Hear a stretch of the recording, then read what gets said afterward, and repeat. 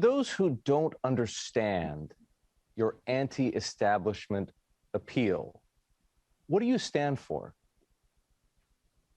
I think it's sort of defined in the mission of social capital, which is that I believe in an even starting line. I think that's probably the simplest encapsulation of my belief in how the world should work, which is that, we should all effectively get access to the same resources, and that as many of us as possible should be allowed to get to the starting line, and then the gun should fire, and then the outcomes will be what the outcomes will be. And I think a lot of us feel that that isn't necessarily always the case, that there's kind of entrenched hierarchies that prevent progress.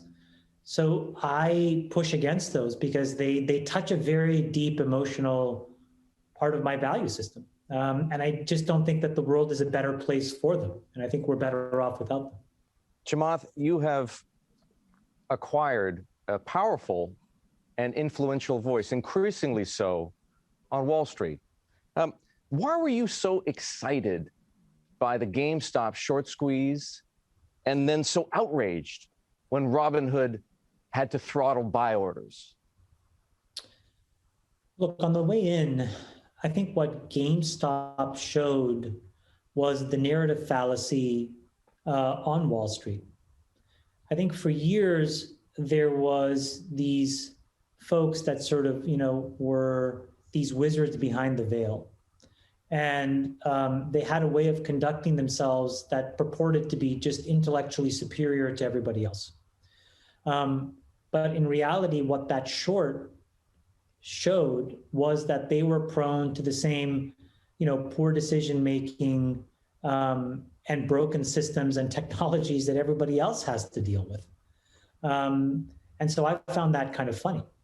I think it also spoke to the fact that, we really haven't looked closely enough at the systems that were broken as a result of 1998 and LTCM, long-term capital management, then 2006, 7, and 8 with Bear and Lehman. And we're allowing the same problem, slightly different, but roughly the same problem, to repeat itself over and over again. And so that's what sort of angered me about GameStop. And then on the back end of it, I just felt like these two worlds collided in a way where I doubt that in the end, in the final analysis, there was any collusion of any kind.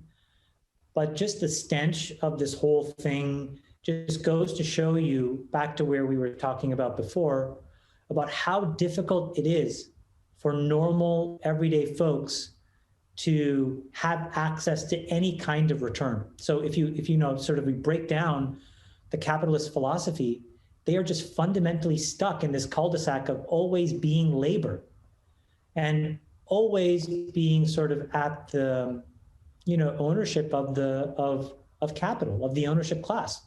And the fact that normal folks can't get access to returns and, close the inequality gap is just going to make all of the things we're dealing with today a lot worse than they already are.